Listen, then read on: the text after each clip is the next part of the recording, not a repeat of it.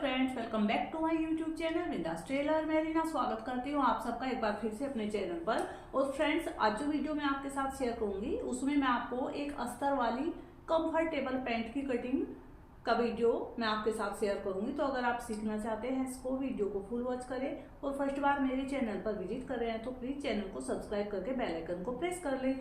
ये देखिए फ्रेंड्स, ये मेरे पास एक कॉटन का मैन फैब्रिक है और इसकी लंबाई 2.5 मीटर है। इसी में से हम अपनी पैंट का कटिंग करेंगे और इसके साथ ही ये हमारे पास एक लाइनिंग का फैब्रिक है। ये भी कॉटन की लाइनिंग है और इसको मैंने वॉश करके अच्छे से आयरन कर लिया है। सबसे पहले फ्रेंड्स, हम अस्तर वाली जब पैंट कटिंग करते हैं तो पहले जो हमारी मार्किंग एंड कटिंग होगी वो हमारे लाइनिंग वाले फैब्रिक के ऊपर होगी। पैंट की कटिंग करने के लिए फ्रेंड्स, ये देखिए हमें 4 नाप की जरूरत पड़ती है। इसी नाप के अकॉर्डिंग आज हम अपनी पैंट का कटिंग करेंगे।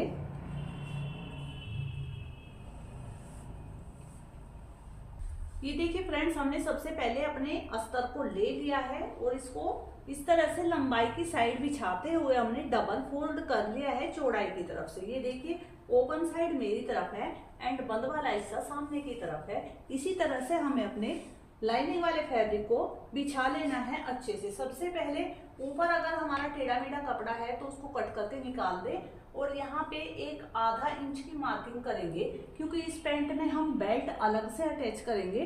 तो जब हम बेल्ट को अटैच करेंगे अपनी पैंट के साथ तो आधा इंच फैब्रिक उसमें जाएगा। तो हम ये निशान आधा इंच पे लगाएंगे इस तरह से।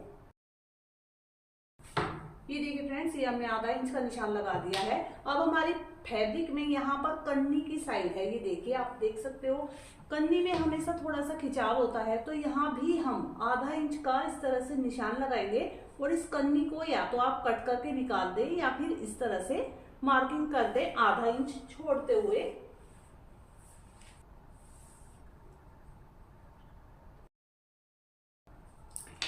ये देखिए फ्रेंड्स, अपनी कन्नी की तरफ भी हमने आधा इंच का निशान लगा दिया है। अब सबसे पहले हम अपनी पैंट की रेडी लेंथ की मार्किंग करेंगे कि हमारी तैयार लंबाई जो है हमें उसकी मार्किंग करनी होती है। तो ऊपर जो मैं बेल्ट अटैच करूंगी उसकी जो लंबाई होगी वो 1.5 इंच होगी। तो ये जो हमने मार्जिन का निशान लगाया है आधा इंच पे, यहाँ तक 1.5 इंच ऊपर की तरफ इंच टेप को इस तरह से निकालते हुए, क्योंकि हम जो लंबाई में बेल्ट अटैच करेंगे तो वो भी हमारी लंबाई में काउंट होगी। तो बेल्ट हमारी 1.5 इंच की आएगी तो 1.5 इंच टेप को इस तरह से ऊपर निकालते हुए अपनी रेडी लेंथ के लिए मार्किंग करेंगे। मेरे मेजरमेंट में पैंट की जो रेडी लेंथ है वो 37 इंच है। तो इस तरह से 37 इंच पर मार्किंग करनी है। एक मार्किंग 37 पर ही थोड़ा सा आगे की तरफ हम करेंगे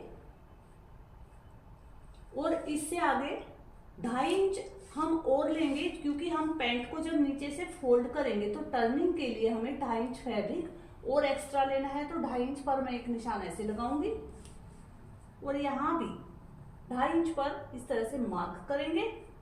इनको हम स्ट्रेट करेंगे। अब यहाँ पे हम अपनी कमर के लिए मार्किंग करेंगे।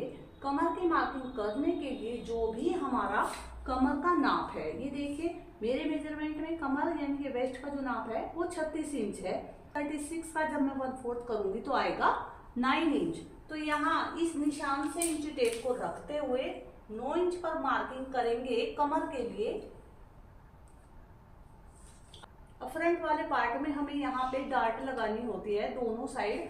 तो 1 इंच हम रखेंगे आगे की तरफ डार्ट के लिए और आधा इंच हम रखेंगे सिलाई के लिए, क्योंकि हमारे दोनों आसन की जब हम सिलाई करेंगे तो उसमें जाएगा हमारा फैब्रिक।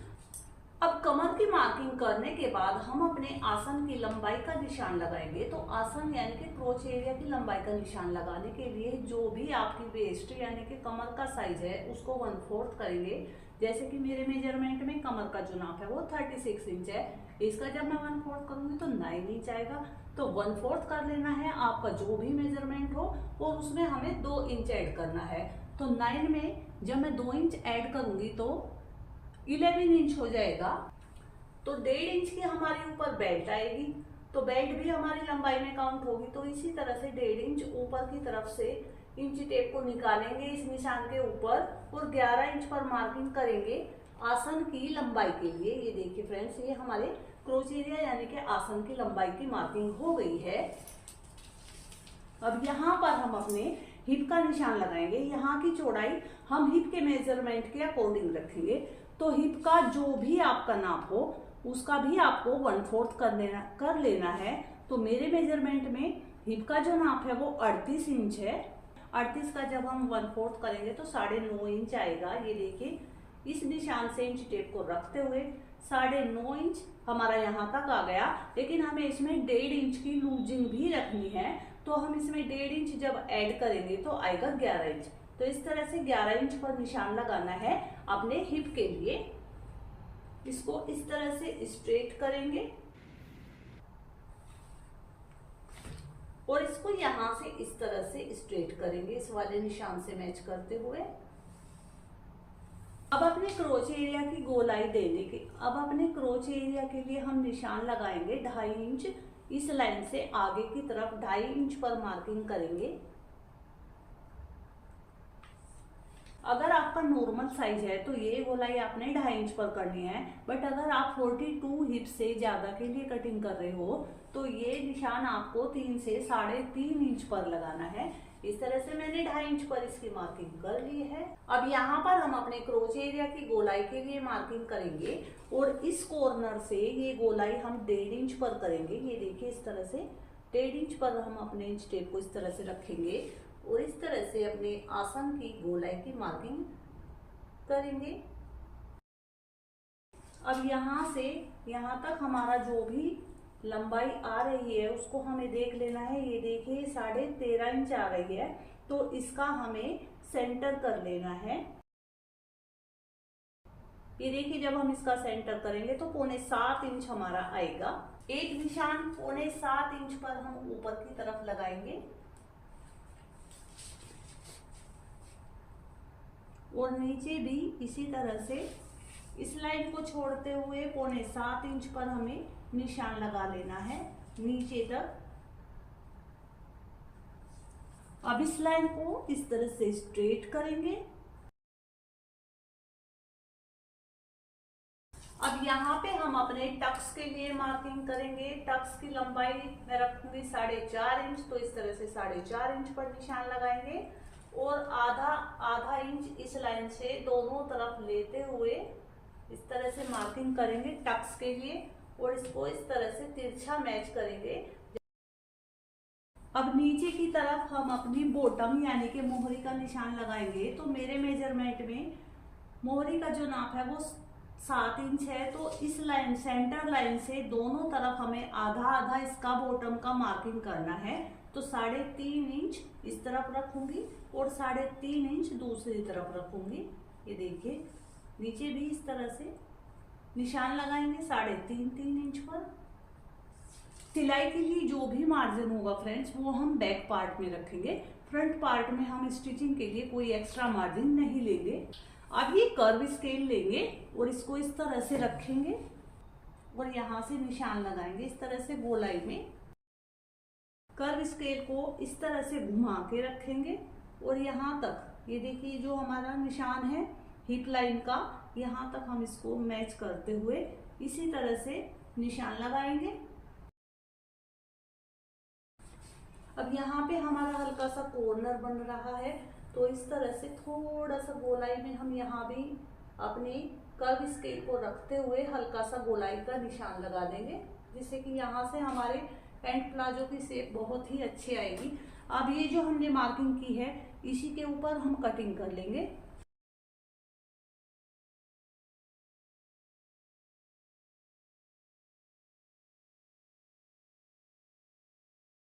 ये देखिए फ्रेंड्स, हमने कटिंग कर लिया है। अब बैक पार्ट की कटिंग करने के लिए आगे बचे हुए लाइनिंग वाले फैब्रिक को सेम इसी तरह से हमें बिछा लेना है। यहाँ पे ये देखिए फ्रेंड्स, 2 इंच नीचे की तरफ एक मार्किंग करेंगे। 2 इंच नीचे की तरफ मार्किंग करने के बाद अब अपने फ्रंट पार्ट को लेंगे और इसके ऊपर इस तरह से रखेंगे। ये जो हमने 2 इंच का निशान लगाया है यहाँ से हम इसको इस तरह से रखेंगे मिलाते हुए। ये देखिए फ्रेंड्स, इस तरफ से हमारे बैक पार्ट की कटिंग सेम ऐसे ही होगी जैसे हमने फ्रंट पार्ट की कटिंग की है। अब यहाँ पे हमें ये जो हमारी हिप लाइन है इससे आगे की तरफ 2.5 इंच पर और मार्किंग करनी है अपने बैक पार्ट के लिए, और बैक पार्ट के आसन की गोलाई के लिए यहाँ पे 2.5 इंच पे मार्किंग करनी है, और यहाँ ऊपर भी 2.5 इंच पर हमें एक निशान लगाना है।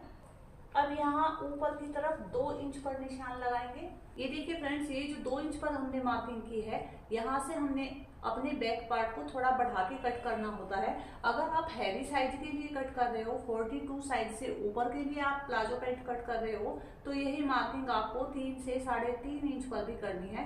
अब इस साइज में मैं इसको 2 इंच पे रखती हूँ। इसको इस तरह से स्ट्रेट लाइन करेंगे, ये देखिए फ्रेंड्स। और यहाँ से ये जो 2 इंच पर हमने मार्किंग की है, ये हमने आसन की तरफ मार्किंग की है, और यहाँ इस तरफ हमें इसको तिरछे में इस तरह से मिला देना है। अब यहाँ नीचे की तरफ भी फ्रंट पार्ट में हमने कोई एक्स्ट्रा मार्जिन सिलाई के लिए नहीं रखा है, तो यहाँ 2 इंच पर मार्किंग करेंगे। इस तरह से कर्व स्केल लेंगे और इसको इस तरह से मिलाते हुए मार्किंग करेंगे। अब यहाँ इसी तरह से बैक पार्ट के आसन के लिए भी हमें गोलाई का निशान लगा देना है।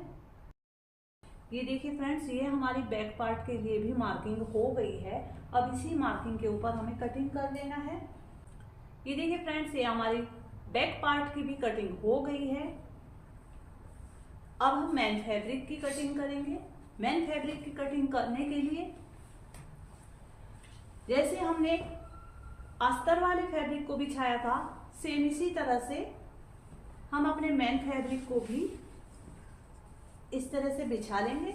ये देखिए फ्रेंड्स, अब अपने लाइनिंग वाले फ्रंट पार्ट की हमने जो कटिंग करी है उसको इस तरह से इसके ऊपर बिछा लेना है, और सेम ऐसे ही इसकी कटिंग कर लेनी है।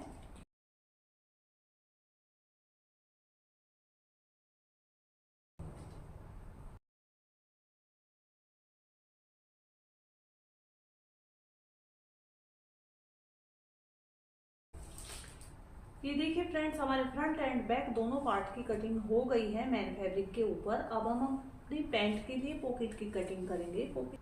पॉकेट की कटिंग करने के लिए ये जो आगे बचा हुआ फैब्रिक है इसको ले लेना है और इस तरह से डबल फोल्ड करना है।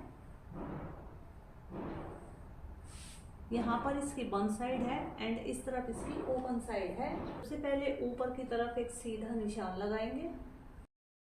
यहाँ अपनी पॉकेट की लंबाई के लिए निशान लगाएंगे, जो मैं रखूंगी 13 इंच।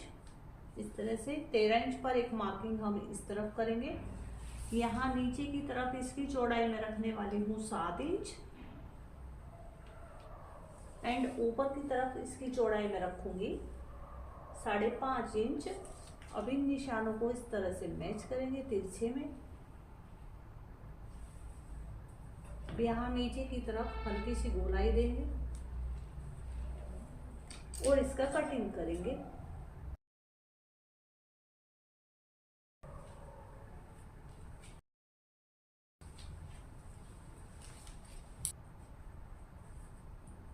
ये देखिए, ये हमारी पॉकेट की कटिंग हो गई है। अब ये जो आगे बचा हुआ फैब्रिक है इसमें से हम अपने पैंट के लिए बेल्ट की कटिंग कर लेंगे। बेल्ट की कटिंग जब हम स्टिचिंग करेंगे तो तभी करेंगे।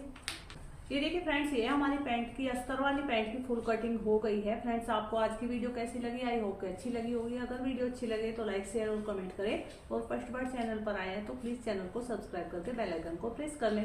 वीडियो देखने के लिए धन्यवाद। मिलते हैं एक नई वीडियो के साथ।